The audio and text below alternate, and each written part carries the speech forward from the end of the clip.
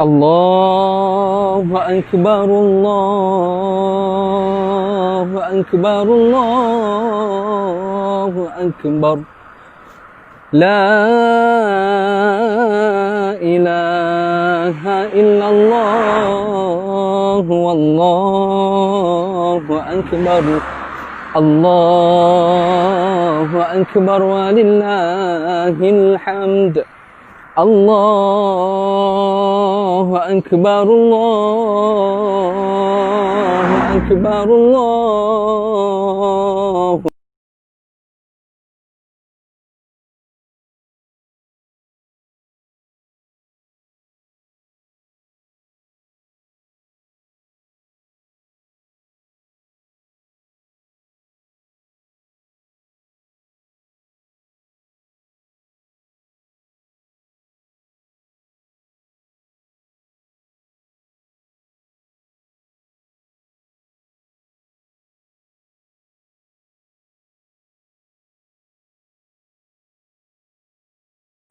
والحمد لله كثيرا وسبحان الله بكرة وأصيلا.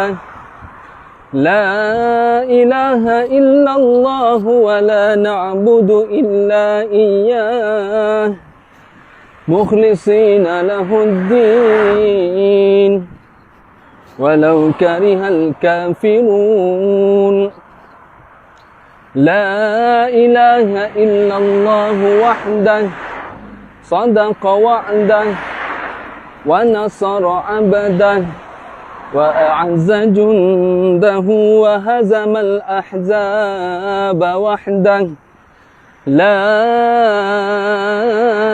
إله إلا الله والله أكبر. Allahu Akbar walillahil hamd.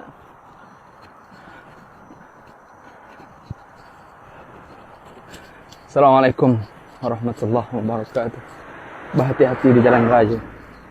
Berhati-hati dengan hati. Assalamualaikum semua. Selamat Hari Raya Aidil Adha. Selamat Hari Tasyrik. Selamat menyambut 11 Zulhijjah. Hari ini bagi mereka yang berada di Tanah Suci, biasanya pada 9 Zulhijjah mereka akan berwukuf. 10 Zulhijjah mereka akan start untuk berada di Mina bagi melontar jamrah. Hari ini semua adalah proses melontar jamrah bagi hari Tasyrik 11, 12 dan 13. Melontar batu-batu kerikil, batu-batu kecil sebesar hujung anak jari kelingking untuk dilontarkan di jamarat ataupun di 3 poin utama yang ada di Mina, tempat yang dikaitkan dengan peristiwa Nabi Ibrahim AS ketika mana dibawa oleh Malaikat Jibril AS dalam proses penyembelihan anaknya Ismail AS. Kalau kita ingat kisah tu, bila mana Allah perintahkan Nabi Ibrahim melalui mimpi Nabi Ibrahim supaya menyembelih anaknya Ismail. Jadi ketika tu bila mana Nabi Ibrahim bawa anaknya Ismail ke kawasan di Mina. Dan sekarang kalau kita pergi ke Mina, ada dipercayai ada sebuah bukit. Di situ ada sebuah tempat macam satu kubah warna putih dekat atas bukit tu, dipercayai di situlah kawasan di mana Nabi Ibrahim pernah merebahkan anaknya Ismail. Okay, tak apa yang tu. Cuma nak kata ketika dalam perjalanan Nabi Ibrahim dengan membawa anaknya Ismail untuk disembelih demi menuruti perintah yang diperintahkan oleh Allah menerusi mimpi, ketika itulah syaitan menghasut Nabi Ibrahim AS supaya jangan ikut suruhan dan perintah Allah. Hasutan itulah yang menjadi sebab akhirnya Nabi Ibrahim mengambil batu dan dilontarkan pada syaitan yang pertama. Nabi Ibrahim jalan sikit lagi, kemudian syaitan kembali menghasut lagi Nabi Ibrahim, dan Nabi Ibrahim lontar lagi batu. Dengan beberapa lontaran, lari syaitan. Pergi lagi jalan sikit lagi ke area Mina tu juga. Akhirnya diganggu lagi, dan akhirnya Nabi Ibrahim melontar. Dan semua lontaran-lontaran batu-batu itulah sebenarnya adalah satu simbolik yang mana pada hari ini dijadikan sebagai satu manasik haji ataupun ibadat-ibadat yang wajib dilakukan dalam musim haji, iaitu dengan melontar di jamarat, iaitu tempat-tempat yang pernah adanya syaitan satu ketika dulu. Saudari yang nak dilontar pada hari ini adalah bukan syaitan yang mengganggu Nabi Ibrahim, tapi nak dilontar hari ini di kawasan Jamrah. Jamrah itu adalah syaitan yang berada dalam diri kita. Syaitan, sifat-sifat kebinatangan, sifat-sifat kesyaitanan, iblis, perangai jahat, akhlak yang buruk yang ada dalam diri kita semua, kita lontarkan di jamarat supaya kita tinggalkan semua keburukan, kejahatan, sifat-sifat kebinatangan, kesyaitanan yang ada, kita tinggalkan dekat area Jamarah, supaya kita balik saja ke Malaysia, balik dengan haji yang mabrur, balik dengan jiwa yang suci, balik dengan jiwa yang penuh dengan jiwa pengorbanan sebagaimana jiwa Nabi Ibrahim AS. Itu simbolik, signifikan apa yang berlaku di Jamarah hari ini. Umat Islam yang melaksanakan ibadat haji lebih kurang 1,000 orang tetamu Allah yang sangat istimewa tahun ni. Mereka berada dengan tenang-tenang, tak payah berebut. Kalau kita tengok dalam gambar pun, dia duduk seorang satu spot, satu petak masing-masing, lontar dengan tenang-tenang. Masya Allah, alangkah beruntungnya kita. Kalau kita ditakdirkan pada tahun ini dapat jumpalah orang-orang warga negara Malaysia yang berapa orang tu, tak silap saya 8 ke 10 orang yang mereka menetap dekat sana. Mereka dapat melaksanakan haji tahun ini dengan sangat mudah. Ini sangat special. Kalau lah nanti satu hari bila mereka balik ke Malaysia, kalau kita boleh kenal, boleh jumpa dia orang, bolehlah kita mintalah kepada mereka untuk doakan kita, sebab saya sangat yakin mereka ni sangat-sangat istimewa sebenarnya. Sangat-sangat istimewa. Dan kita kena jealous, kita kena cemburu dengan orang yang diberikan keistimewaan macam ni. Duyufur Rahman, dalam berjuta umat manusia, Allah pilih mereka yang berapa ribu orang sahaja untuk tahun ni. Masya Allah. Terus lagi semua itu apa yang berlaku di tanah suci, di Jamrah.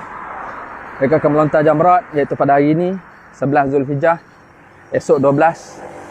Pada 10 Zulhijjah mereka lontar juga, tapi satu jamrah saja, iaitu Jamratul Aqabah, jamrah yang besar sahaja.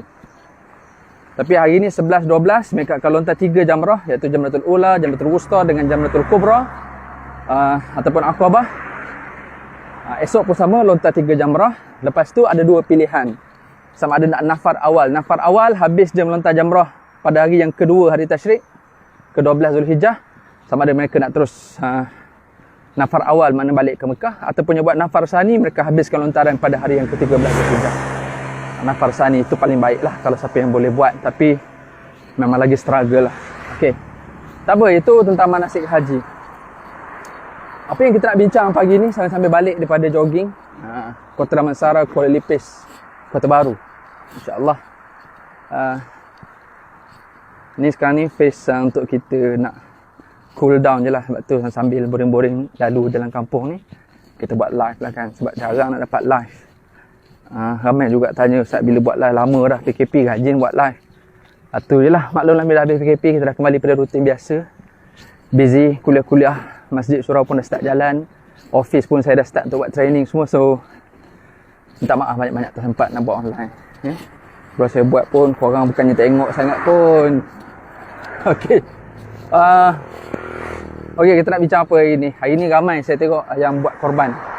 Hari ni 11 Zulhijjah, ramai tak plan nak buat hari Jumaat sebab nanti macam masa tu sangat tight sebab nak pergi sembahyang Jumaat pula. So dikabarkan hari ni ramai yang buat. Tapi alhamdulillah yang saya punya urusan kita dah settlekan semalam. Yang untuk yang tempatan punya korban kita dah settlekan pada hari raya pertama semalam.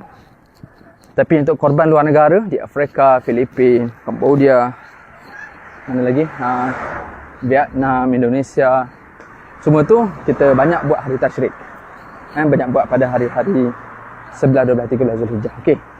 Kenapa hari ini dipanggil hari tasyrik? Siapa boleh jawab? Siapa boleh tulis kat situ? Kenapa hari ini dipanggil hari tasyrik? Tak payah Google lah, teka je. Tasyrik. Cepat. 11, 12, 13 ni dipanggil hari tasyrik. Hari yang digalakkan kita bertakbir banyak-banyak, hari yang tidak dibenarkan ataupun diharamkan kita berpuasa. Hari tasyrik ni. Kenapa nama dia hari tasyrik? Okey. Saya jawab bila senang. Soalannya mengah ni. Okey. dinamakan sebagai hari tasyrik kerana pada hari ini orang Arab pada ketika dulu, semua daging-daging sembelihan yang mereka sembelih pada hari pertama, mereka akan keringkan pada 11, 12, 13 ni. Keringkan sebab zaman dulu mana ada peti simpanan. So mereka akan keringkan supaya mereka daging tu tahan lama dan mereka boleh makan daging tu lebih lama lah. Maka mereka jemur macam kita salai lah kot. So bila kita salai, kita keringkan daging tu, maka daging tu akan jadi lebih tahan lama. Sebab tu orang dulu, orang-orang susah, mereka jarang dapat makan daging kecuali time korban sahaja. Malah tradisi orang Arab pun sebenarnya mereka jarang makan lembu. Sebab tu mereka banyak makan kambing. Sebab lembu ni adalah daging, bukan daging, adalah haiwan yang mereka gunakan untuk pertanian, untuk perniagaan yang mereka bawa barangan dan sebagainya. Jadi jarang mereka makan lembu. Jadi yang makannya adalah makan kambing. Sebab tu budaya orang Arab lah makan kambing. Malah sunnah Rasulullah SAW makan kambing. Sebab kambing ni bukan binatang yang boleh untuk nak dibuat kerja. Jadi untuk apa Tuhan buat dia? Untuk kita makan. Adapun lembu, ada banyak lagi lah kegunaannya. Kerbau sama juga, sekadar untuk makan.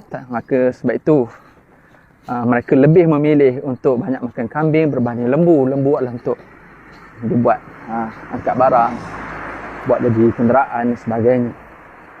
So bila diorang jarang-jarang dapat makan, sekali diorang dapat makan tengah ada korban, diorang nak reserve, nak simpan daging-daging tu. Maka sebab tu mereka simpan, keringkan, mereka jemur pada 3 hari. Dipanggil hari tasyrik. Dan daripada situ jugalah hukum agama kita membenarkan untuk daging korban ini disimpan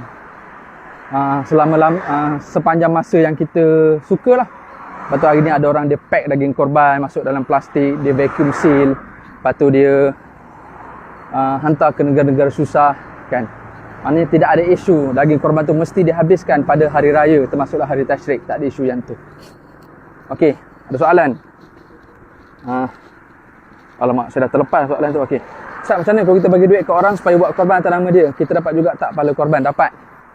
Ibarat kita sponsor orang tu, dan dengan syarat kena bagi tahu orang tu lah. Orang tu bagi tahu, "Kak, ni saya, tahun ni korban akak saya bayarlah. Dia akak niatlah korban." So kita dapat tak pahala? Kita dapat juga pahala sebagaimana pahala orang tu. Tapi semestinya berbezalah. Kita dapat pahala sedekah. Tapi sedekah kita sedekah yang besar lah, bukan sedekah biasa macam kita bagi orang makan tepi jalan ni. Bagi makan kat restoran tu. Sedekah kita dengan niat untuk korban, kita akan dapat juga pahala. Tapi semestinya pahala kita sedikit berbeza lah daripada pahala orang yang berkorban tu. Tapi ala kulli halnya, dalam hadis Nabi sebut apa? Man sanna sunnatal hasanah falahu ajruha wa ajru man amila biha min ghairi ayyan qusa min ujurihim syai'. Siapa yang initiate satu sunnah yang baik, dia akan dapat pahala. Dan dia juga dapat pahala orang lain yang mengamalkan kebaikan yang sama. So dia, siapa orang tu? Orang tu boleh buat baik. So orang tu buat baik, dia akan dapat pahala orang tu. Min ghairi ayyan qusa min ujurihim syai', tanpa mengurangi pahala orang tu walau sedikit pun. So baguslah kalau kita ada kemampuan lebih. Kita tengok ada kawan-kawan kita ke, ada adik kita yang tak berkemampuan, yang tak pernah berkorban pula. So kita bantu mereka untuk turut merasai ibadat korban. Apa ada soalan?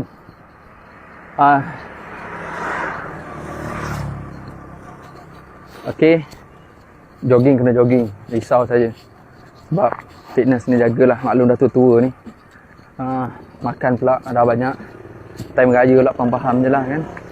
So kalori nak kena jaga. Saya punya kalori, dapat saya discuss dengan saya punya coach. Coach saya adalah Muhammad Shah Fazrin. Dia aktif kat Facebook, kat IG tak aktif sangat. Muhammad Shah Fazrin tu coach saya. Dia pernah satu masa lu gemuk 100 lebih dia punya kilogram dia. Gemuk, hodoh, buncit, semua berlemak. Tu dia coach Shah Fazrin. Sekarang dia punya badan 60 lebih, 60 kilo lebih ya. Dekat 70 memang fit lah.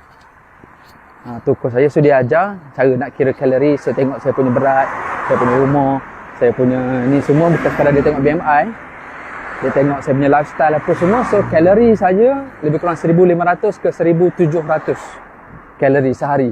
Yang saya tak boleh lebih. Kalau lebih saya akan gemuk. Tapi dia macam sama, bukanlah bermaksud kena cukupkan kalori tu. So ada ketika bila kita makan, contoh sepinggan nasi dengan lauk, ada sayur, ada lauk, satu lauk tu boleh ke 300 kalori dengan nasi segenggam jangan nasi 2-3 genggam pula. Nasi segenggam orang yang tangan normal bukan orang yang tangan giant tu. Tangan giant penuh pinggan. So nasi segenggam, ada sayur 0 kalori, air kosong 0 kalori. So makan lauk seketul, nasi total boleh dapat dalam 300 kalori macam tu. Tu kalau sekali makan nasi. Makan roti canai, bayang roti canai sekeping tu pun dah lebih kurang sepinggan nasi. Lebih sepinggan nasi. Tu risiko betul lah. Dah tua-tua ni baru reti nak belajar kalori.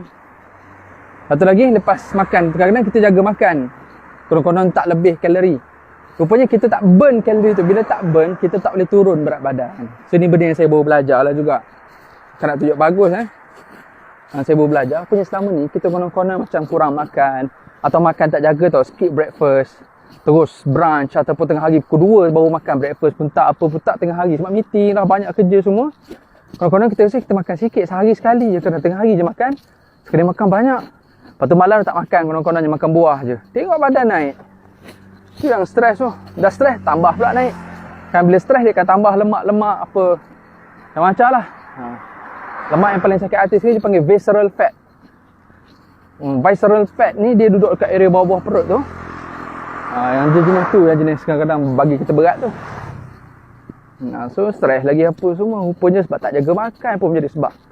Sebab saya diajar, sistem badan kita ni dia nak bakar, tapi kadang-kadang dia tak tahu dia nak bakar apa bila kita tak jaga makan. Lepas tu kita makan pula tak ikut jadual, jadi dia tak tahu. Sepatutnya dia kena bakar time ni, dia kena bakar pagi, dia kena bakar tengah hari, dia kena bakar petang, dia kena bakar malam. Tapi kerana kita tak jaga makan, tak ikut jadual, dia tak tahu nak bakar kalori tu. Tapi alhamdulillah bila kita belajar sikit-sikit, rupanya kena makan pagi. Kalau nak fitness, kalau boleh jangan makan apa-apa supaya dia bakar yang dia ambil energi, dia ambil tenaga daripada sumber-sumber yang lain dalam badan kita. So kalau kita tambah makanan dulu, tambah tenaga, tambah kalori awal-awal, nanti dia akan bakar kalori yang tu. Dia tak bakar kalori yang semalam. Lebih kurang macam tu lah. Betulkan saya kalau ada coach-coach dalam ni, Farhan Iqbal lah, ini juga saya punya sahabat ni. Ini pun orang-orang fitness juga ni. Kan, kalori deficit. So, kenalah bakar. So, sekali kalau jogging macam ni, lebih kurang 3 km, 4 km, boleh bakar dalam 300 lebih.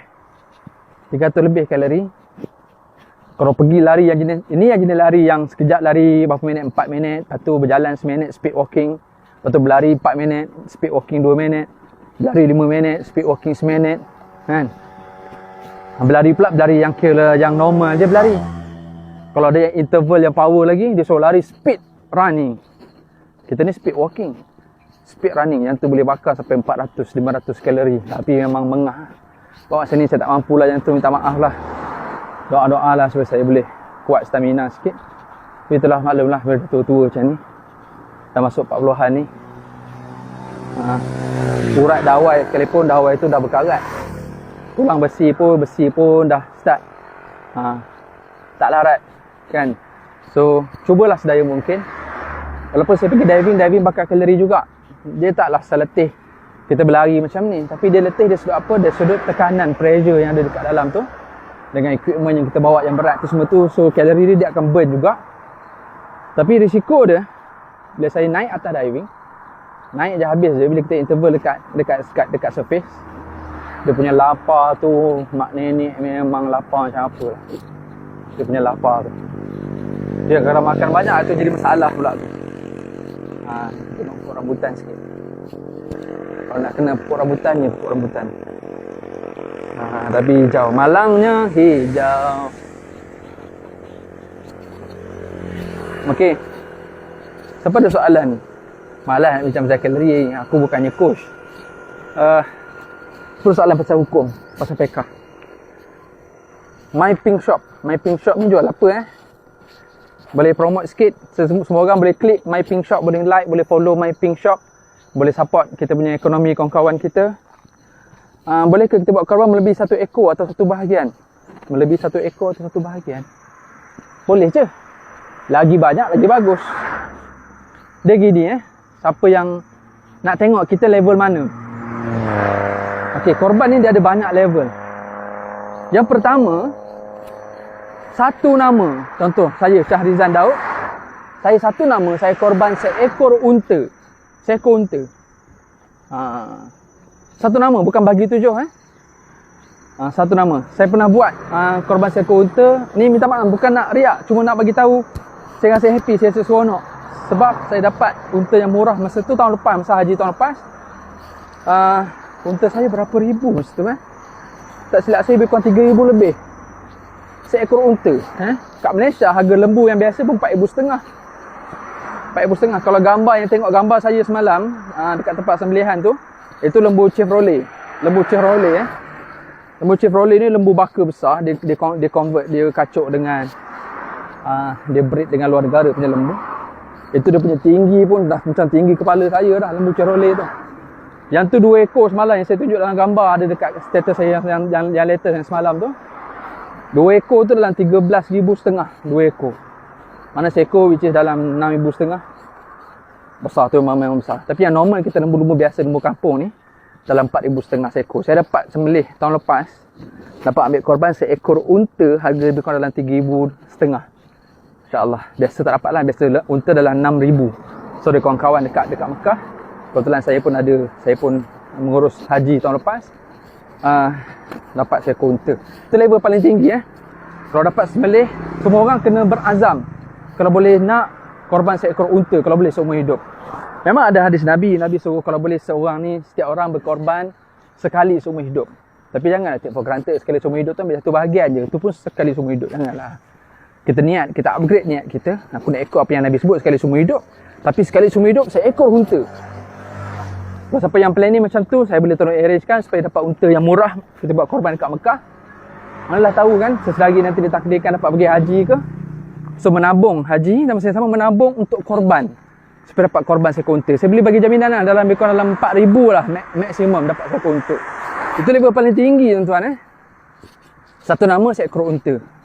Level nombor 2 bagi orang yang korban, satu nama seekor lembu atau kerbau atau seladang. Spesies adik-beradik dia lah kan. Tak kira kerbau ke, lembu ke, seladang ke. Itu level nombor 2. Satu nama, bukan bahagi 7 bahagian. Satu nama untuk seekor lembu. Level nombor 3, yang ni jarang orang buat. Level nombor 3, korban seekor kambing biri-biri. Kambing ni biasa orang duk fikir akikah. Kambing memang untuk akikah juga kan. Nabi suruh bila setiap kelahiran itu kullu mauludin dalam hadis Nabi qala Rasulullah kullu mauludin murtahinun bi aqiqatihi. Setiap kelahiran itu akan tergadai dengan akikahnya. Mana cara untuk kita nak kira tanda syukur kita dengan kelahiran anak itu, maka kita akikahkan dia. Walau bisyatin, walaupun dengan seekor kambing. Dalam hadis Nabi kata syataini untuk anak lelaki, wasyatin untuk anak perempuan. 2 ekor untuk anak lelaki, seekor untuk anak perempuan. Sunat je. Kalau tak mampu boleh je, lelaki pun seekor, perempuan pun seekor boleh je. Okey, kambing biri-biri sebenarnya level nombor 3 untuk korban. Sebab tu bagi orang buat akikah, saya cadangkan buat akikah time lain. Time raya korban, kita buat raya korban. Jangan cerita pasal ustaz tak mampu, ustaz tak bukan ustaz tak mampu. Kita plan benda tu. Kita plan sungguh-sungguh, menabung dan seumpama. Okey. Seekor kambing biri-biri level nombor 3. Level nombor 4 iaitu seekor kambing kampung, kambing kacang, goat. Biri-biri sheep kan, baba black sheep have you any wool? Yes sir, 3 bag full. Yang tu biri-biri. Ni kambing goat pula. Goat yang biasanya ada janggut tu. Biri-biri yang bulu, yang tak ada bonding tu. Yang goat biasanya dia rebonding. Yang bulu lembut, bulu halus tu. Tapi sembelih kambing lagi susah sebab dia ada banyak bulu. Pisau kita kena betul-betul tajam. So, tak tajam dia lambat sikit nak kena. Kalau lembu tak apa, bulu dia memang rapat. Dia jenis bulu nipis. Okey. Goat level nombor 4 selepas biri-biri. Satu nama. Ni bukan akikah, ini untuk korban, niat korban. Okey. Level nombor 5, 7 nama, which is 7 bahagian untuk seekor unta, camel.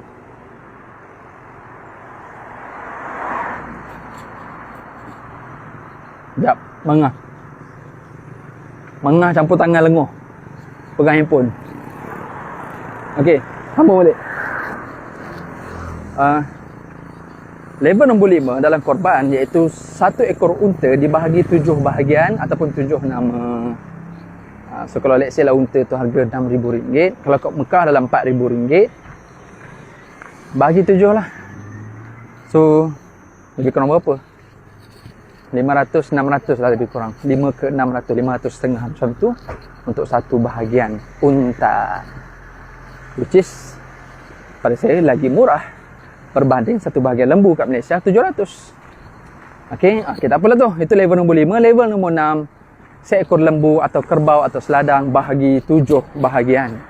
Itu level nombor 6. So semua ada 6 level. Kita selama ni level nombor berapa? Tu buat korban. Level nombor 6 buat tu bahagian. So apa kata kita upgrade untuk next year, tahun depan dah start kita akan menabung daripada hujung tahun ni. Kita start menabung sehari RM2. Kalau boleh lagi banyak, sehari RM5 lagi bagus, kita boleh dapat korban yang lebih baik. So kita kena set target, kita nak korban yang jenis macam mana, berapa kos dia, dan kita start menabung. Okay, saya akan tolong arrange untuk tuan-tuan nak buat korban dalam negara atau luar negara. Dan saya akan bantulah kalau let's say ada yang nak buat ansuran-ansuran ke. Kita bincang, buat contact je saya. Kita bincang siapa yang nak buat ansuran atau nak buat menabung, supaya kita submit dulu nama dia. Kan dia boleh submit nama, kemudiannya cukupkan bayaran. Setahun lagi, lama lagi insya-Allah. Hari ni pun 2-3 hari ni susahlah kalau kita nak buat korban kan, kecuali kita pergi kandang kambing. Sebab kalau nak pergi lembu, kalau kita tak ada 7 nama susah. Kambing senang, pergi je jumpa tukang kambing, saya nak sembelih lah. Saya nak ambil seekor biri-biri. Harga berapa dalam 700-800 kalau kat kampung-kampung ni, biri-biri dia murah. Kalau biri-biri yang kecukan yang tinggi-tinggi tu kan, yang tu yang biri-biri yang besar tu dalam 1,000 macam tu. Tapi kalau kampung kadang-kadang biri-biri pun dapat 700-800. Pergi. Pakcik saya nak sembelih, saya nak korban lah, biri-biri sempat lagi. Hari ni baru 11, kita ada 2 hari lagi. Hari ni esok lusa 3 hari lagi kita boleh korban. Kalau nak lah, okay. So kita cuba tengok kita berada pada level mana selama ni. So kita korban lah. Lagi bagus binatang korban kita, lagi besarlah pahala kita di sisi Allah Subhanahu Wa Taala. Dalam bab korban ni juga satu benda yang kalau siapa yang nak tahulah cara kita nak tambah kualiti pada binatang korban, iaitu kita pilih warna binatang tu. Ini disebut dalam kitab Sabilul Muhtadin. Pemilihan warna binatang lagi cerah lagi bagus, which is warna putih lagi bagus lah. Pernah tengok unta warna putih ada, lembu warna putih ada, kambing of course dia warna putih, ada juga kambing warna lain. Better pilih warna putih, lagi cerah lagi bagus. So warna putih mungkin dia akan kelabu, dia akan kekuningan sikit, dia akan jadi coklat cerah, coklat cair, ada yang coklat pekat, coklat kemerah-merahan, ada yang dah start gelap, coklat ada tumpuk-tumpuk hitam sikit kan, ada yang tumpuk-tumpuk. Tu semua tu level tu. Last sekali adalah level binatang yang warna hitam. So kalau boleh janganlah lembu kita warna hitam, janganlah kambing kita warna hitam kalau boleh. Sebab tu nak tambah kualiti dalam kita buat korban ni, kita sendiri pilih binatang tu, kita deal harga, kita tengok kemampuan kita kan. Dia lain feeling tu. Kita pergi kita pilih, mesti kita pilih yang paling cantik, nak paling gemuk, harga mestilah lebih berbeza. Jadi dekat situlah adanya kita punya consideration. Dekat situlah kita akan diuji. Allah, aku ni ada bajet 700 je, tapi yang ni lagi cantik tapi 800. Aduh, nak tambah pula lagi 100 ni sebenarnya aku nak pergi beli casing iPad ni. Contoh kan casing iPad harga 100 lebih. Mulalah kita jadi konflik. Alamak, RM100 nak beli casing iPad, tapi casing iPad tu kalau aku tak beli lagi pun tak apa kot. iPad aku mesti simpan dalam beg. Tak apalah, aku tambah lagi 100 lah. Yang penting aku nak kambing lagi gemuk ni contoh. Sebab kambing yang kurus sikit 700. Benda ni penting sendiri. Kita pergi pilih sendiri. Ketika telah jiwa pengorbanan kita akan diasah. Kan? Jiwa pengorbanan kita akan diasah. Mana satu yang kau pentingkan? Mana satu yang kau utamakan? So time tu kau kita boleh lawan ni benda tu. Tu yang dia jadi best tu. Kan, kata gitulah. Kita boleh tengok kepada ayat Quran. Allah sebut la yanallahu luhumuha wala dima'uha walakin yanaluhumut taqwa. Allah sebut Allah tidak akan terima, Allah tidak menerima daging, kulit, kulit pula. Allah tidak menerima daging ataupun darah binatang korban, tapi Allah akan terima daripada kamu adalah takwa yang ada dalam diri kamu. Takwa itu antaranya tengok kita berkira ke tak berkira. Kalau urusan dunia kita boleh sanggup die, kita boleh mati-mati untuk nak dapatkan urusan dunia kita. Tiba buat korban yang setahun sekali, tiba kita rasa alah ada satu bahagian 700, yang 700 ni aku nak beli sport rim ni. Itu semua tu tambahan-tambahan benda yang kita keinginan, bukan keperluan kadang-kadang. Tapi taklah salah nak tukar sport rim tu. Tapi dia akan jadi salah kalau kita konflik dan kita mengabaikan akhirat berbanding dunia kita. So saudari semua, saya ni banyak bercakap kan. Saudari janganlah menyampah sebab kalau saya tak bercakap ni jenuh, saya nak balik ni. Tapi alhamdulillah sambil bercakap ni saya dah berjalan dekat 4 km dah balik ni. Pergi pun dah dekat 4 km. Balik ni pun dah dekat 4 km dah. Seronok juga ni. Salahnya kat kampung ni data susah nak dapat sikit. Apalah, perkongsian ni harapnya kalau ada yang tiba-tiba berkorban tahun depan ataupun 2-3 hari ni ada tiba-tiba nak berkorban, bolehlah tahu. Sebab dengar apa yang kita sembang hari ni, dapatlah sikit pahala untuk saya. Saya ni pahala dah tak banyak. Jadi sampaikanlah sikit. Balighuni walau ayat, sampaikan kepadaku walau satu ayat. Kalau ada orang amal, malah tahu mengalir saham sikit kan. Tolonglah kalau boleh adalah yang buat. Kan 2-3 hari ni kita ada hari tasyrik ni, hari ni esok lusa. Kalau nak ambil seekor lembu lagi bagus, pergi jumpa tuan lembu kat kampung-kampung banyak. Saya nak sembelih. Kalau tak nak cukupkan bahagian susah, ambil je seekor kambing. Kambing kampung murah je, 500 dah dapat dah kambing kampung. Kalau kambing kampung kita dapat level nombor 4. Kalau kambing biri-biri kita akan dapat level nombor 3 dalam korban kita. Pilih pula warna, pergi jumpa kat kandang tu, pilih warna yang paling cantik. Kan, jangan kau pilih warna pink pula, jangan pilih warna orange pula, kan. Pilih yang warna paling cantik, warna putih lah semestinya. Lagi cerah, lagi bagus. Alright, ada soalan tak? Siapa ada soalan? Saya ada lebih kurang dalam 5 minit, saya dah nak sampai dah. 5 minit je lagi. Untuk kita tamatkan kita punya celoteh sambil jogging Kota Baru, Kuala Lipis. Terbalik, Kota Damansara, Kuala Lipis, Kota Baru. Alright. Apa pun, selamat raya semua. Selamat Aidil Adha. Kenapa dia panggil Adha? Siapa boleh jawab? Al-Adha, Aidil Fitri, hari raya kembali kepada fitrah. Aidil Adha kembali kepada apa?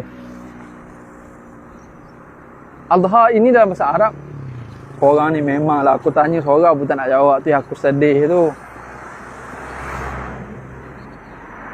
Kalau Piyu Azman tanya, korang cepat je jawab. Sentap mak, tahu tak? Aku sebut Piyu Azman tu sebab dia join. Piyu Azman ni sahabat saya, kami sama-sama grad masa kat Mesir dulu. Tak percaya aku tanya dia. Dia siap ada gambar lagi yang kita orang pernah grad sama-sama. Tapi maklumlah dia dah jadi artis. Dia dah jadi ustaz ternama. Aku ni ustaz kampung. Lepas tu aku tanya orang tak nak jawab. Tu yang mak jadi sentap tu. Okey. Kenapa nama Aidil Adha? Okey. Aidil Fitri, kita kembali pada fitrah. Sebab apa? Bila kita berpuasa, kita buat semua amal-amal, kita diampun dosa. Jadi kita habis saja Ramadan, kita seolah keluar daripada perut mak kita dan kadang kita bersih, suci. Kita kembali kepada fitrah kita, fitrah ketuhanan, fitrah jadi seorang hamba dan sebagainya. Sebab kembali bersih daripada proses penyucian dosa dan noda kita pada Ramadan. Tapi kalau Aidil Adha, kita kembali kepada apa? Kepada Adha ni dalam bahasa Arab dipanggil Udhiyah. Udhiyah ni adalah sembelihan. Kita kembali kepada apa? Maknanya kita nak buat sebagaimana pernah Nabi Ibrahim buat. Pernah Nabi Adam punya anak, iaitu Nabi pula. Nabi Adam memang ada anak yang Nabi, iaitu Nabi Syith. Tapi dia bukan Rasul lah, dia Nabi. Sebab Nabi ni ramai, Rasul lah 25 je. Nabi Syith, tu kita jangan dengar lah kan. Nabi Syith ni kubur dia, makam dia dipercayai berada dekat Mosul, dekat utara Iraq. Saya pernah sampai kawasan tu.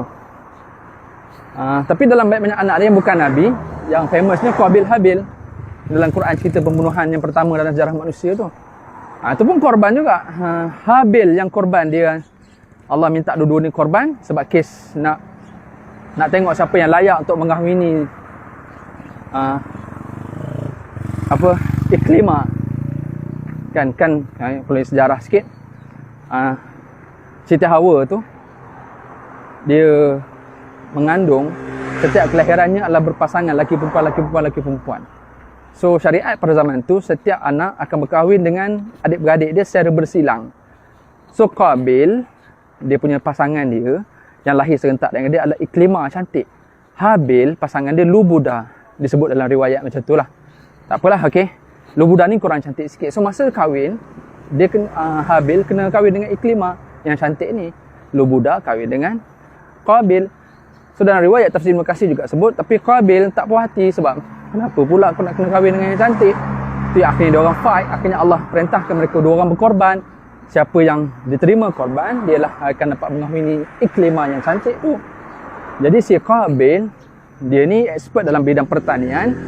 Dia bawa datang gandum-gandum hasil pertanian yang dah season, yang dah rosak, yang dah nak yang tak bagus. Itu yang dia letak dekat sebuah bukit.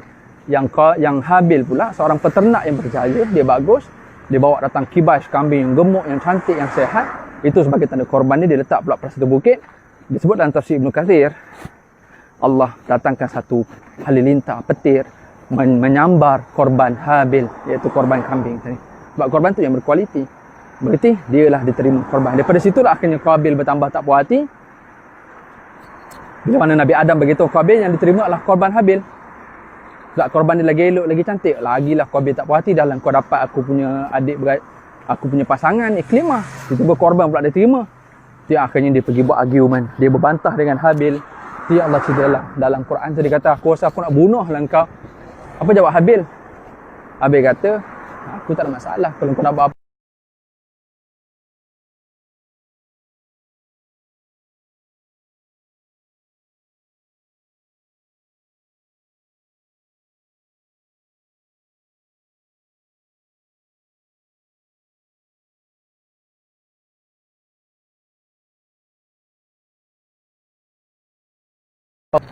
So korban Habil diterima, dan korban Nabi Ibrahim yang nak menyembelih Ismail akhirnya ditukarkan kepada seekor kibas, akhirnya diterima juga oleh Allah. So Aidil Adha, kita kembali kepada sifat pengorbanan korban ataupun sembelihan binatang yang pernah dibuat oleh Nabi Ibrahim, iaitu seekor kibas.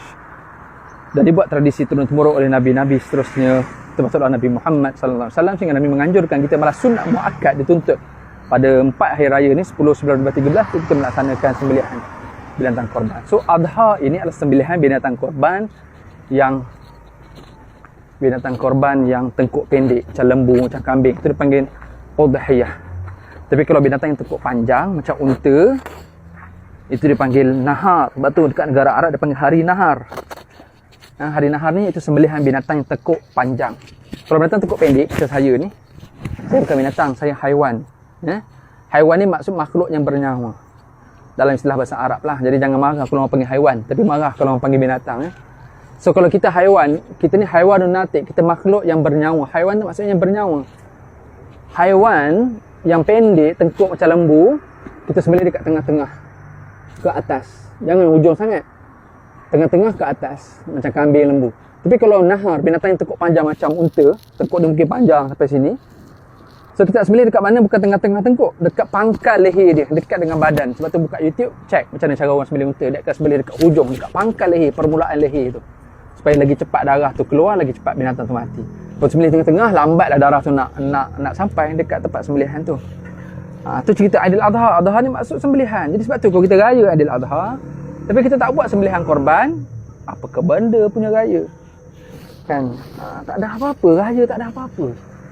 Memang sorry lah, takbir pun tak, korban pun tak buat, tahu-tahu nak raya, nak balik kampung. So tak fair lah macam tu. Kita Aidil Fitri, kita ada puasa elok, kita ada sembahyang tarawih, kita ada baca Quran, ada bayar zakat fitrah. So berbaloi lah kita boleh raya Aidil Fitri. Ini Aidil Adha, tiba-tiba takbir raya pun tak. Sedangkan Allah bagi 5 hari ni tutup takbir raya sampai hari yang ke-13 selagi belum maghrib tu. Kan? Korban pun tak juga. Tak satu hal, pergi tempat penyembelihan pun tak tengok orang buat. At least kita tengok orang lain buat, kita terasa lah, aduh dia ni buat. Tengok datang kereta biasa je, tengok dia buat korban lah. Aku kereta 2000cc, kereta luar negara pula, dia kereta tempatan je, second hand pula. Aku ni kereta baru, kat rumah 3 biji kereta, tak buat korban. Bila kita tengok tu, at least kita dapat lah sikit. Dan rangsangan ni tak boleh jadi ni, cari bajet sikit, buatlah korban. Sempat lagi ada 2-3 hari ni, cari je pergi balik kampung Kat kampung banyak je gembala-gembala kambing, anytime je diorang boleh supply kan. Kalau lembu mungkin susah sikit lah sebab dah kena cukupkan 7 bahagian kan. Okey lah, cukuplah dulu kot, panjang pula cakap. So Alhamdulillah, lebih kurang dalam 3 kilo lebih, dekat 4 kilo, pergi 4 kilo balik. So kalau tak bercakap tadi rasa jauh perjalanan, ni bercakap relax je, tu dah cukup 3-4 kilo sampai untuk interval cool down kita punya body lepas jogging tu. Alhamdulillah dapatlah 7-8 kilo pagi ni. Terima kasih banyak-banyak semua kerana sudi mendengar celoteh Ustaz Kampung live daripada Kota Baru, Kelantan. Assalamualaikum warahmatullahi wabarakatuh. Selamat Hari Raya Aidil Adha. Perbanyakkan takbir raya walaupun semasa sendiri dekat rumah. Takbir lah, takbir dan muqayyad, takbir yang diiringi dengan solat-solat, tak kira solat fardu ke solat sunat ke. Tapi bila masa pun boleh takbir saja banyak-banyak. Terima kasih. Assalamualaikum warahmatullahi wabarakatuh.